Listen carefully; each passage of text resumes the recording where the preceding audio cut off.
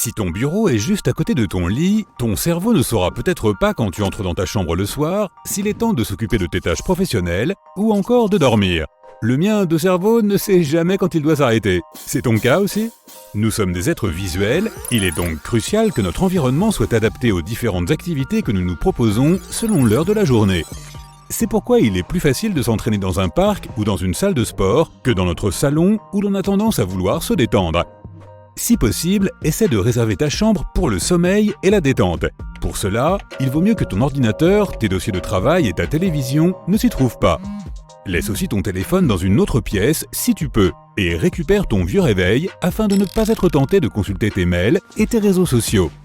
De cette façon, tu diras à ton cerveau que ta chambre est un environnement protégé et tu t'endormiras plus vite.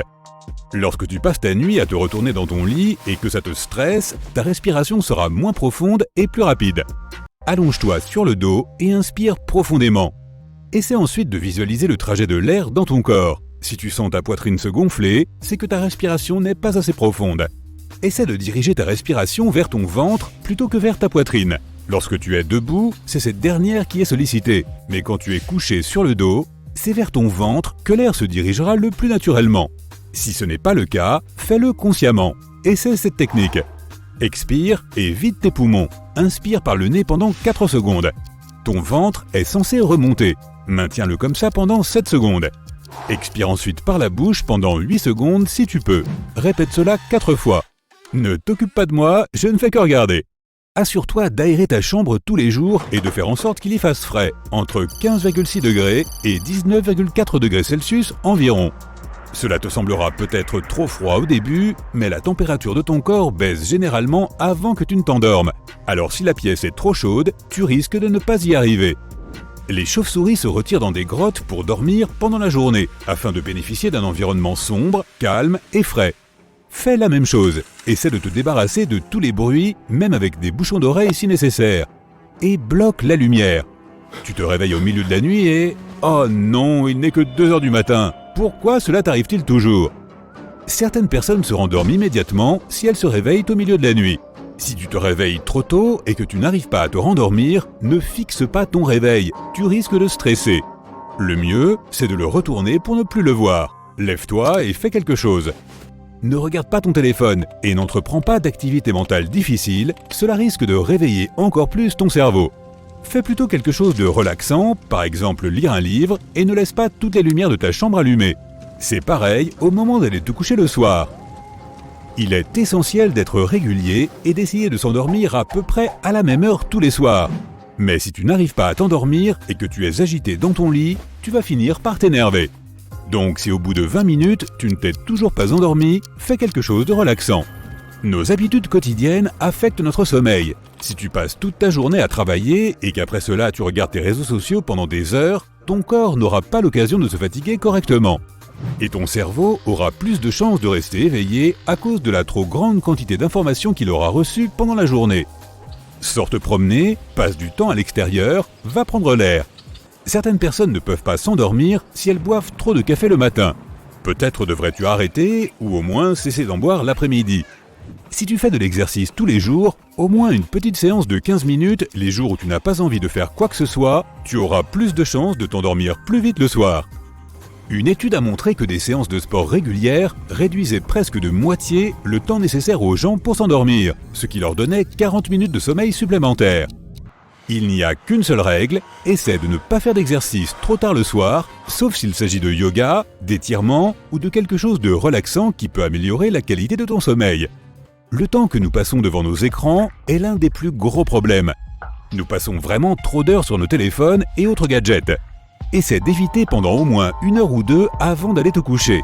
Notre corps fonctionne selon un cycle appelé rythme circadien. Il s'agit en quelque sorte de notre propre horloge interne par laquelle nous savons l'heure qu'il est. Cela ne correspond pas forcément au temps des horloges qui nous entourent et qui nous dit quand il est temps de dormir. Les signaux que nous recevons se basent sur notre environnement, comme le bruit et la lumière. Avant, il était relativement facile de bloquer la lumière, il suffisait de tirer les rideaux. Et voilà, tu étais dans le noir. Mais les téléphones et la technologie ont tout chamboulé. Ton téléphone émet de la lumière bleue qui supprime ta mélatonine. C'est l'hormone qui indique à ton corps qu'il est temps de dormir. Si tu utilises ton téléphone, baisse la luminosité de l'écran et c'est le mode nuit qui filtre la lumière bleue. La quantité de lumière que nos yeux captent indique à notre corps quand il doit aller se coucher. Tu peux ouvrir les rideaux le matin et laisser la lumière du jour entrer dans la pièce pour que ton corps sache qu'il est temps de se réveiller et de commencer une nouvelle journée.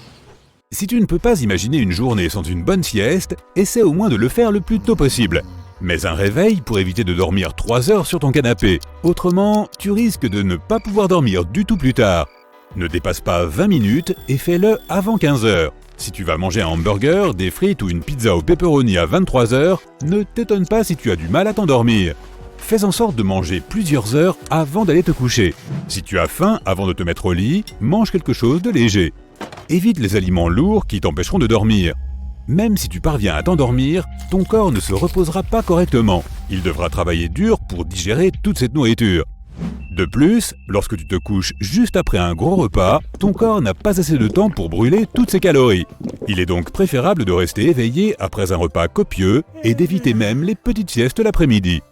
Appuie sur le point de relaxation qui se trouve sur l'extérieur de ton poignet, sous la paume, dans le prolongement de ton auriculaire. Tu y trouveras un petit espace creux. Masse-le en faisant des mouvements de haut en bas ou circulaires pendant 2 à 3 minutes. Fais-le pour les 2 mains. Il y a aussi un endroit sur ta jambe qui t'aidera à détendre ton corps avant de dormir. Cherche le point le plus haut de ta cheville. Mesure maintenant 4 largeurs de doigts au-dessus de celle-ci. Appuie sur le point en faisant un mouvement de haut en bas ou circulaire pendant quelques secondes. Cela peut sembler bizarre, mais qui sait, cela pourrait fonctionner. Dis-toi que tu dois rester éveillé. De la même façon que ton corps refuse de s'endormir quand tu le lui ordonnes, peut-être qu'il se rebellera dans ce cas aussi. Visualise un endroit agréable et calme. Une plage de sable, des noix de coco, des palmiers, du soleil sur ta peau, une mer cristalline, personne autour de toi sauf tes proches. Fais appel à ton imagination et crée un scénario qui détendra ton corps. Prends une douche ou un bain relaxant. Lorsque tu ne dois pas entreprendre d'activités particulières et que tu veux que ton corps se détende, il est préférable de prendre une douche chaude. Fais-toi un bain de pieds chaud, cela pourra aussi améliorer ton sommeil. Certaines personnes disent qu'elles dorment mieux à l'hôtel que chez elles. Peut-être fais-tu tout ce qu'il faut et que c'est à cause de ton matelas et de ton oreiller que tu dors mal. Il est recommandé de renouveler son lit tous les 5 à 8 ans au moins. Cela va probablement coûter cher, mais un bon sommeil n'a pas de prix. L'écriture est une autre activité apaisante qui peut t'aider à mieux dormir. Lorsque tu es au lit, tu passes souvent en revue les choses qui t'ont stressé pendant la journée, ou tu penses à ce que tu vas devoir faire le lendemain. Fais une liste de tout ce qui te tracasse.